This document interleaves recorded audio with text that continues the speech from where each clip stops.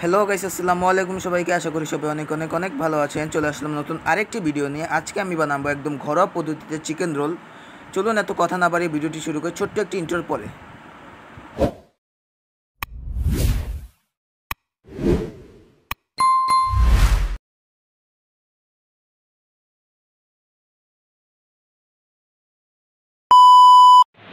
এখন নিয়ে নিব আগে থেকে ম্যারিনেট করা চিকেন। তাতে দিব 1 চামচ আটা,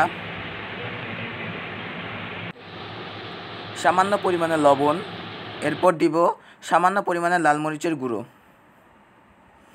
এরপর এগুলোকে ভালো করে হাত দিয়ে মিশিয়ে নেব।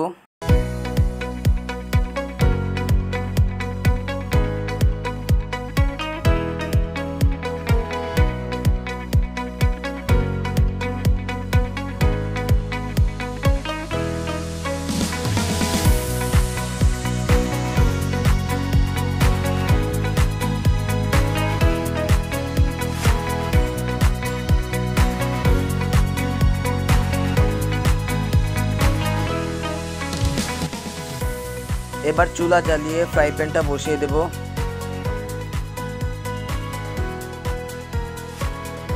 ফ্রাই প্যানটা গরম হয়ে গেলে তাতে আমরা পরিমাণ মতো তেল দিয়ে দিব।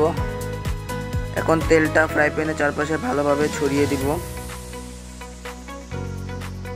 তেলটা পর্যাপ্ত পরিমাণে গরম হয়ে গেলে একে একে মাংসগুলোকে আমাদের ছেড়ে দিতে হবে। কিন্তু এখানে খেয়াল রাখতে হবে মাংসগুলো ছাড়ার সময় আমাদের চুলার আঁচটা যেন কম থাকে। একে একে সবগুলো মাংস আস্তে আস্তে করে ফ্রাই প্যানে দিয়ে দিব।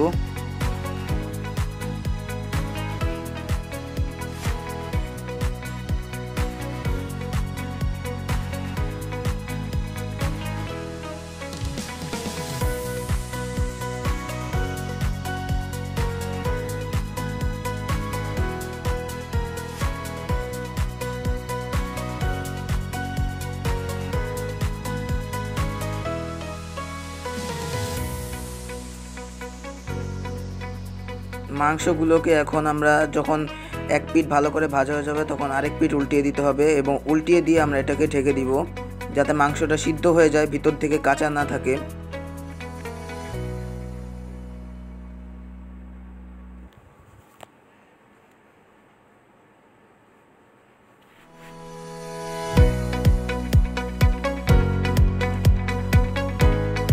এখন মাংস কষার পাশে আমরা সবজিগুলোকে কেটে নিব।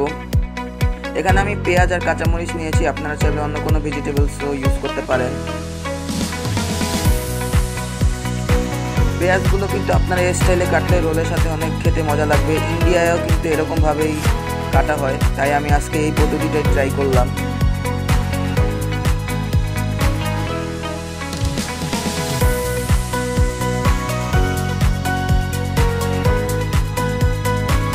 এখন কাঁচামরিচগুলোকে কুচি কুচি করে কেটে নিব। এর ফাঁকে আবার আমাদেরকে মাংসগুলো দেখতে হবে। এখন প্রায় মাংসগুলো হয়ে গিয়েছে। এখন মাংসগুলোকে একটু বড় আকারে রেখে আমরা কুচি কুচি করে নিব।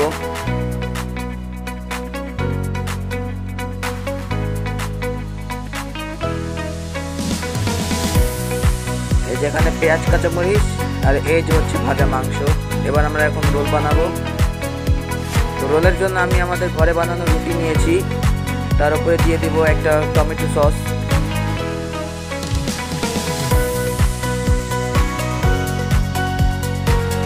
টমেটো সসটা দেওয়ার পরে কিন্তু আমরা আমাদের চিকেনটা দিয়ে দেব।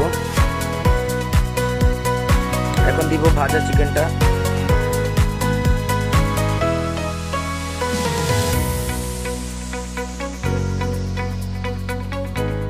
এরপরে দিব আমাদের পরিমাণ মতো কাঁচা পেঁয়াজ।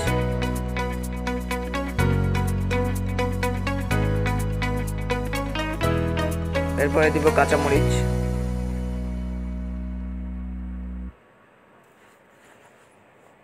এরপর রোল করে নিলে কিন্তু আমাদের এই ঘরোয়াভাবে একদম সহজ পদ্ধতিতে এই রোলটা হয়ে যাবে এবং খেতেও কিন্তু এটা অনেক মজা হয়েছিল।